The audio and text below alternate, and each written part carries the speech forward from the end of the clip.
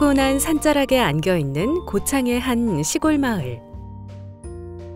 여느 시골 마을의 아침 풍경과 다를 바 없는데요. 잘 정돈된 시골길을 따라 종종 걸음을 옮기는 아이들이 보입니다. 그런데 아이들의 옷차림과 머리 스타일이 조금 특별해 보이는데요. 안녕하세요. 남녀 모두 아이들이 머리를 따았네요. 읽고 있는 책도 한문이 가득합니다. 갱정유도 자녀들이 학교를 다니지 아니하고 머리를 기르고 한복을 입으면서 전통의 모습 그대로 유지한 채 공부하는 서당입니다. 덕화강학당은 제도권의 학교와 달리 우리 전통의 모습을 지키며 한학을 배우는 전통 서당인데요. 점점 사라져가고 있는 전통 서당의 모습을 엿볼 수 있는 곳입니다. 현대와 과거가 공존하는 덕화강학당. 어떤 모습을 하고 있을까요?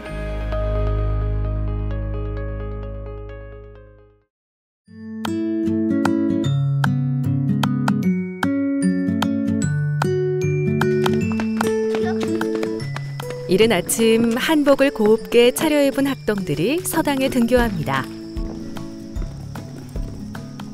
그런데 친구들의 신발 정리부터 하는데요.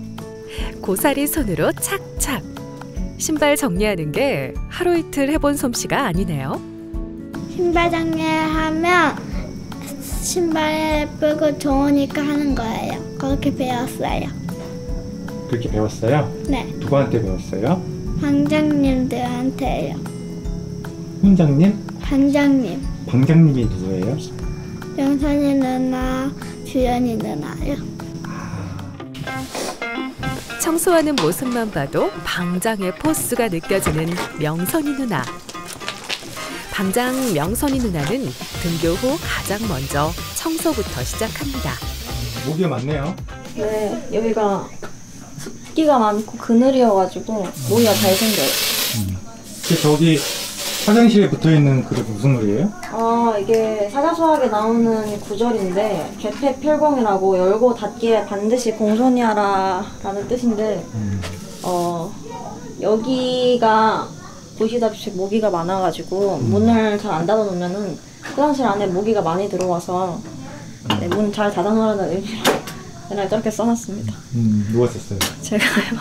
근데 옛날에 쓴 거라서 좀 못 쓰긴 했어요. 안 좋은 펜으로 쓴 거여가지고. 일반 학교에 반장과 회장 등의 임원이 있듯이 서당에서도 접장 또는 방장 제도가 있는데요. 나이와 공부의 깊이 정도를 고려하여 자연스럽게 정합니다. 그럼 임원은 어떤 일을 하는 걸까요? 선생님이 농사일을 병행하고 계셔가지고 출타하실 때가 많은데요. 그럴 때 아이들이 다치거나 사고 치지 않도록 잘 보고 이제 관리하는 그런 역할을 합니다. 임원의 역할 중 가장 중요한 하나는 훈장님의 빈자리를 대신해 어린 학동들의 공부를 살피는 것입니다. 덕화강학당은 7세부터 18세까지 모두 한 공간에서 함께 공부를 하고 있는데요. 그렇다 보니 어린 학동들은 선배 학동들에게 자신의 부족한 부분을 배우며 각자의 학문을 넓히고 있습니다.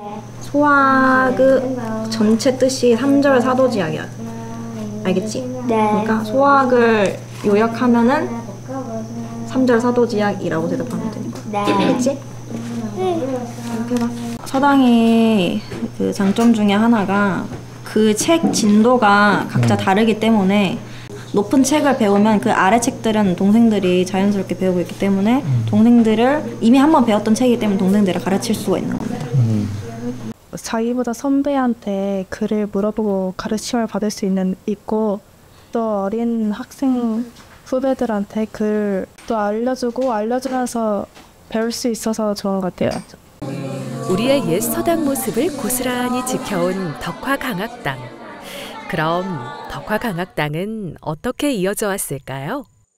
20년 가까이 된 것 같아요. 이 터 자리 잡기에는. 근데 그 전에는 이쪽으로 이렇게 넘어가 보면 수리봉이라는 데가 있어요. 근데 거기에서는 이런 서당이 아니고 가정집에서 이렇게 한 구석에 방 한 칸을 이렇게 활용해서 거기서 공부를 했었죠. 그러다가 이제 또 이쪽으로 넘어와서 여기서도 이런 공간이 없어가지고 총무님 계신데 그 총무님 댁에 부모님 방이 하나 있으셔서 한 칸 방에서 또 이렇게 옛날처럼 하시다가 듣기에는 5천만 원 정도의 군 지원비를 받아서 짓고 나머지 5천만 원은 부모님들이 십시일반으로 해가지고 학당이 마련된 걸로 알고 있습니다.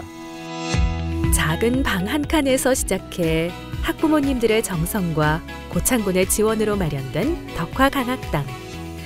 십시일반 힘을 모은 건 옛 전통을 지키고 이어가기 위한 모두의 노력이었습니다. 서당을 가득 채우는 아이들의 목소리, 성독 시간인데요. 훈장님이 오시기 전까지 저마다 익혀야 할 부분을 소리내어 읽는 공부라네요. 그런데 이렇게 큰 소리가 섞이는데 공부가 되는 걸까요? 모두 다 각자 소리에만 집중해서 읽기 때문에 글을 읽을 때 음만 말만 이렇게 하는 게 아니고 속으로 뜻을 생각하면서 읽기 때문에 그거에 집중하느라 별로 딱히 신경 쓰이지 않는 것 같아요. 학동들은 입으로 소리를 내고 머릿속으로는 의미를 곱씹으면서 한 글자 한 글자에 새겨진 뜻을 익혀가는데요. 각자의 공부에 몰두하다 보면 주변에 휩쓸리지 않는다네요.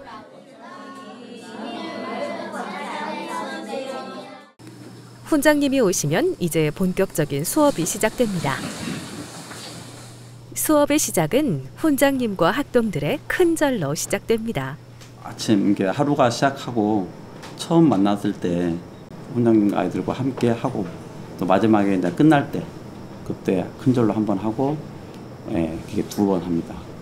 이 방법의 종류가 있다면 사실은 이제 그 상음례, 중음례, 하음례가 있습니다. 상음례라고 하는 것은 아랫사람, 윗사람한테 하는 거고요. 또 중음례는 가에 동등한 연배 때 같이 하는 거고, 하음례는 윗사람이 아랫사람이 답배로 하는 것이 사실은. 그래서 뭐 고수, 제안 해가지고 이게 손을 들어서 눈높이까지 이걸 상음례라 하고, 고수, 제구, 입높이까지 이걸 중음례라 하고, 또 고수, 제심이라 해서 이렇게 가슴까지를 이것을 이제 이렇게 하음례라고 해요.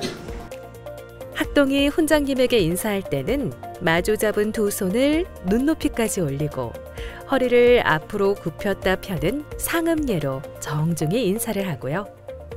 함께 공부를 배우는 학동들 간에는 마주 잡은 두 손은 입까지 올리는 중음례로 인사를 나눕니다.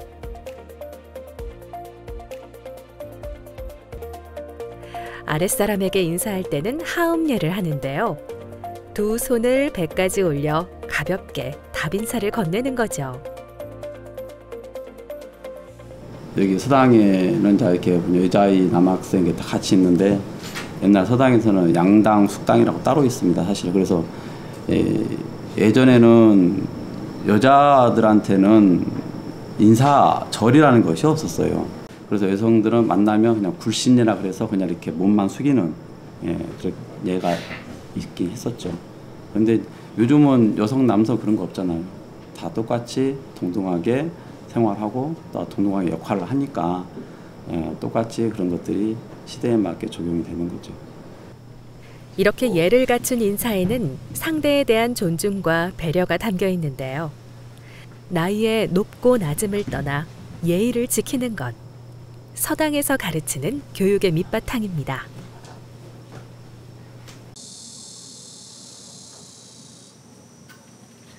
인사를 끝내고 공부를 시작해야 할 차례인데 조용한 분위기. 가만 보니 학동들이 하나같이 눈을 감고 있는데요. 수업에 들어가기 전 명상으로 마음을 정돈한다고 합니다. 마음이라는 것은 내 몸을 제어를 하지만 이 마음도 때에 따라서는 몸이 내 마음을 움직일 수가 있거든요. 아이들한테는 내가 내리막에서 막 내려와요. 그런데 마음은 그치고 싶어. 근데 너무나 내리막이다 보니까 그쳐지지 않는 거예요. 마음도 이 몸을 어떻게 할 수 없는 상황이 있는 거죠.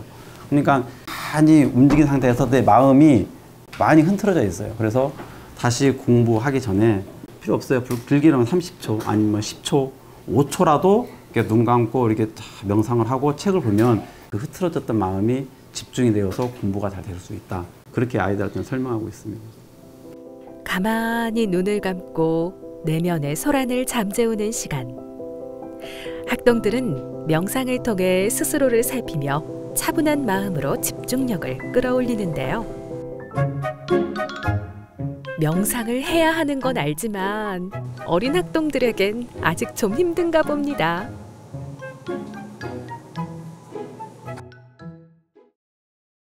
명상이 끝나면 이제 본격적인 수업이 시작됩니다. 자, 누가 1번이지? 자, 1번 나오세요. 아, 그만 몰라? 자, 그러면 어저께 거에 온다. 자, 눈 감고 공수하고. 자, 시작. 나 속일기 막평아우제 같으려 속일기 왜 소리가 같으니라. 다 했어? 네. 근데 두 사람은 목소리가 큰데 한 사람의 목소리가 좀 적네. 성민아. 몰라서 그러는 거요. 원래 목소리가 적은 거요? 원래 목소리가 잘. 아, 그럼 한번 혼자 한번 해볼 수 있을까? 내가 형제를 속이면 부모를 속인 거라 같으니라. 자, 목소리가 원래 작았네. 나 앞으로는 훈장님 오해하잖아. 그러지? 그러지? 그러니까 앞으로는 목소리를 좀 크게 해서 해. 내가 형제를 속이면 부모님을 속이는 것과 같다. 오늘 거 배울 거 글자 읽어보세요. 서당 교육은 주로 책을 읽고 외우기, 질의응답의 수업으로 이루어지는데요. 학동들의 수준에 따라 개별적 수업이 진행됩니다. 아까 보셨다시피 이제 개인 1대1 수업을 하잖아요. 같은 방에서 다 교재로 공부하기 때문에 진도가 다 달라요. 그러니까 단체 수업이 아니고 1대1 수업이니까 개인적으로 이렇게 수업을 와서 받는 것이죠. 서당에서 이루어지는 1대1 대면 수업은 훈장님과 학동 간 인격적 교류가 이루어지고 상호 간 유대감이 높아집니다. 또한 학동들 수준에 따른 교육은 학습의 효과도 높다고 합니다. 초등학생은 간단하게 사자 수학부터 시작해서 축구, 학어집, 명심보감, 수학 이렇게까지 배우고 있고요. 거의 중학생 나이를 넘어갈 때쯤이면 대학이랑 논어랑 맹자 이렇게 단계를 밟아서 배우고 있습니다. 한자 배우는 거 어렵지 않아요? 대충 하면 어려운데 약간 노력하면 쉬워요. 제도권의 교육 과정을 밟지 않고 한학만을 배우는 학동들. 그렇다면 서당의 교육만을 받고 졸업한 학동들은 어떤 진로를 선택할까요? 이제 이게 학문을 다 한 게 아니라 이제 기본을 한 거예요. 거기까지가. 그래서 이제 더 큰 스승을 찾아가서 또 배우기도 하고, 또 물론 대학 가서도 이제 그런 책을 내나 다시 배우긴 합니다만은 이제 이렇게 해서 그런 길로 가기도 하고, 이제 그거하고 상관없이 본인이 원하는 거, 하고 싶은 거 또 하기도 하고 그렇죠. 학동들은 자신의 꿈을 위해 검정고시를 준비하거나 학원 등을 통해 과외 수업을 받습니다. 그렇게 각자의 미래를 준비하는데요. 학동들이 그리는 꿈도 다양하답니다. 약간 소설 작가를. 소설 작가? 네. 그러면 이제 그걸 하려면 준비하고 있는 거 있어요? 약간 집에서 컴퓨터로 계속 쓰고 있긴 한데 네, 그렇게만 하고 있어요. 저는 연기를 좋아하기 때문에 성우를 하고 싶습니다. 아, 성우? 네. 그러면 졸업하고 나서는 어떻게 해야 돼요? 성우하려면? 졸업하고 나서는 이제 따로 알바를 하던 돈을 조금 벌어서 학원을 다녀서 실력을 다진다든지 그냥 학교 사람들이랑 거의 똑같은 것 같아요. 대학을 안 가는 진로를 선택했을 뿐. 오전 일과가 끝나고 즐거운 점심시간입니다. 힘차게 뛰어노는 모습이 여느 또래 아이들과 다를 바가 없습니다. 공 하나로도 재밌게 놀지만 또 다른 즐길 거리도 많다는데요. 놀 때 뭐 하고 놀아요? 저희는 거의 축구나 그런 것만 하죠.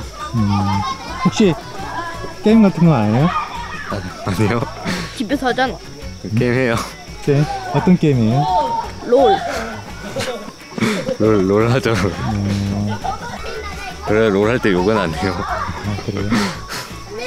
되게 윷놀이나 네. 운동놀이를 하고 놀 줄 알았거든. 아, 근데 게임도 하고 논다고 그러더라고요. 네네. 이게 노는 거에 대해서는 별 차이가 없나 봐요. 그게 사실은 할 얘기가 좀 있는데, 어떤 환경이든 이제 약간 정해진 환경은 없다고 생각하거든요. 그러니까 좀 분위기에 휩쓸려가지고 할 뿐이지. 그러니까 이거를 해라 저거 해라 이렇게 과목에 있지가 않아요. 그러니까 배우지가 않고 각자 자기가 하고 싶은 대로만 하다 보니까 이렇게 된 거지. 네, 놀 때까지 가르치거나 하고는 건 없습니다. 서당의 학동들은 각자의 속도로 배움을 익혔듯 놀이 역시 각자의 방식으로 즐기는데요. 덕분에 자유로움 속에서 느끼는 재미를 발견하고 있습니다. 한참 놀고 나면 곱게 따은 머리가 헝클어지기 일쑤죠. 그럴 땐 어린 학동을 챙기는 건 역시 선배 학동들입니다. 방장 학동의 손길에 얌전히 머리를 맡기고 앉았는데 학동의 머리 길이가 엄청 길죠? 수민이는 머리 언제부터 길렀어요? 끝에만 약간 자른 적은 있어요.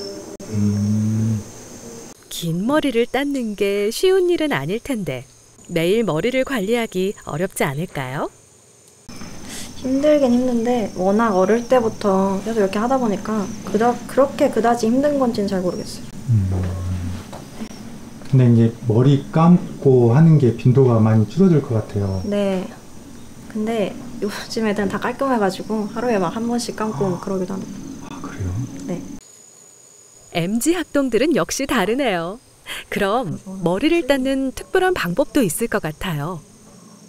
이제 저희끼리 닦는 그런 의미를 두는 게 있는데 여기서 3번, 여기서 3번, 그리고 마지막에 여기서 3번 해가지고 천지가 변해서 마지막에 인으로 합하는 그런 의미여서 9번 변한 그런 의미를 갖고 있습니다.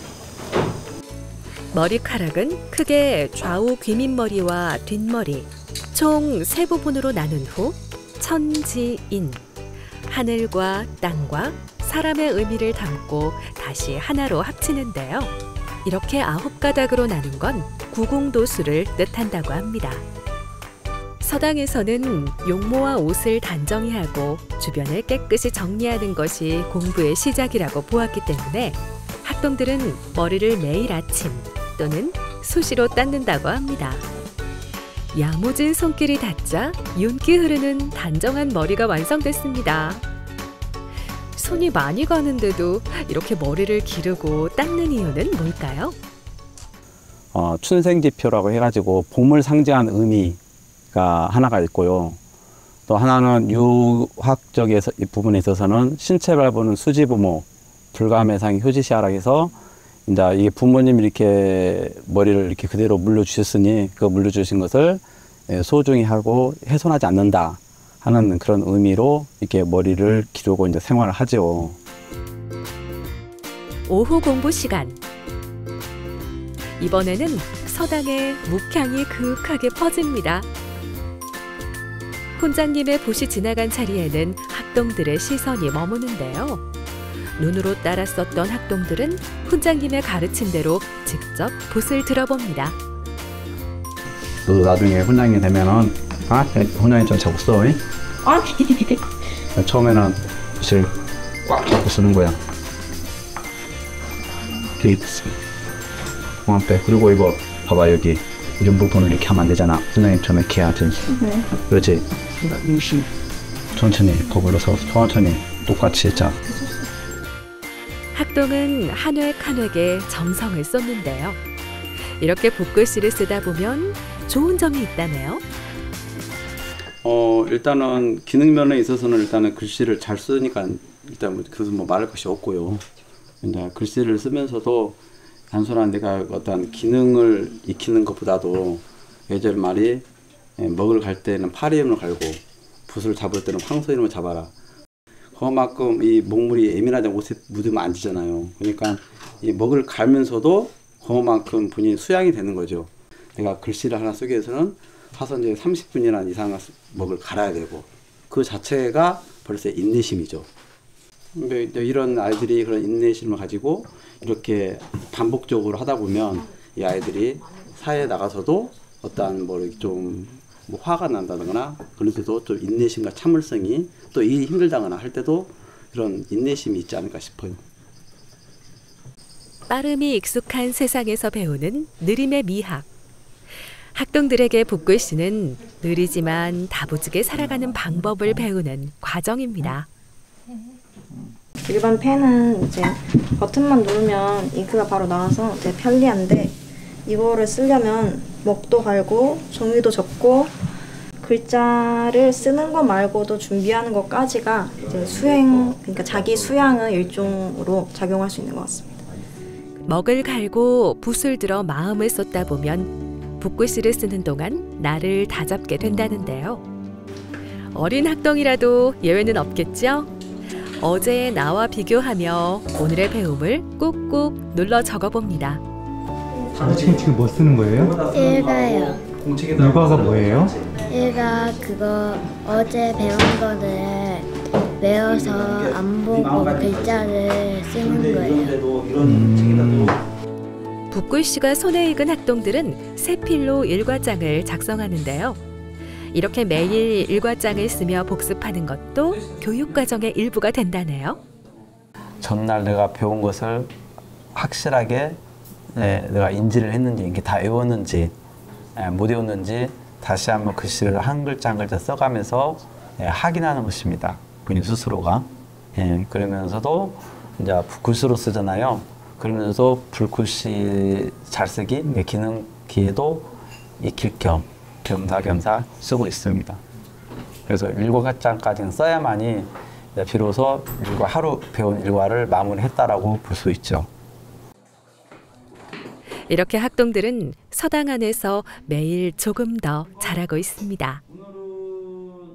그래서일까요? 훈장님은 자꾸만 다음을 생각하게 된다는데요. 그래, 우리 서당에서는 사람 항상 물려줄 때는 내가 쉽게 말하면 최상의 컨디션에서 그 자리를 넘겨주는 게 맞는 거야. 그러니까 진짜 바람이야, 훈장님은. 그러니까 조금 그런 생각을 가지고 있으란 얘기야. 예? 그래서 생각하기도 싫어요. 생각하기도 싫어? 은퇴하는 날은 생각하기도 싫어요. 훈장님, 네. 그 사당을 물려주시려고 그러시는 거예요? 이제 이 서당은 저 개인 서당이 아니고 마을 공동체 서당이잖아요. 그러니까 이제 22살 이 정도 되면 서당을 해요. 그러니까 전에도 이런 얘기를 했어요. 했는데 그런 생각을 하고 있어야 이 아이들이 또 그래도 여기에 관심을 많이 가져라는 뜻에서 또 실질적으로 하면 좋고요.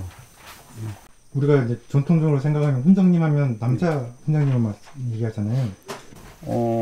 근데 예전에는 뭐 남학생은 남자 선생님, 여학생은 양당에서 여자 선생님한테 이렇게 수업을 받았는데 요즘은 뭐 아이들 자체가 없는데 뭐 양당, 숙당, 뭐 남자 훈장, 여자 훈장 뭐 그게 중요해요.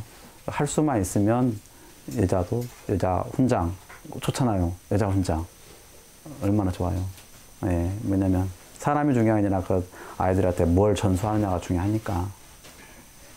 사실 그 애들 가르치면 실력도 안 됐고 해가지고 그리고 아직 배울 것도 많이 남았고 해서 네 생각하기 좀 이른 것 같습니다.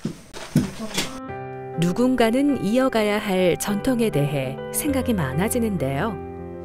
훈장님의 서당과 학동에 대한 깊은 애정으로 배움을 전하다 보니 벌써 하루를 마무리할 시간이 됐습니다.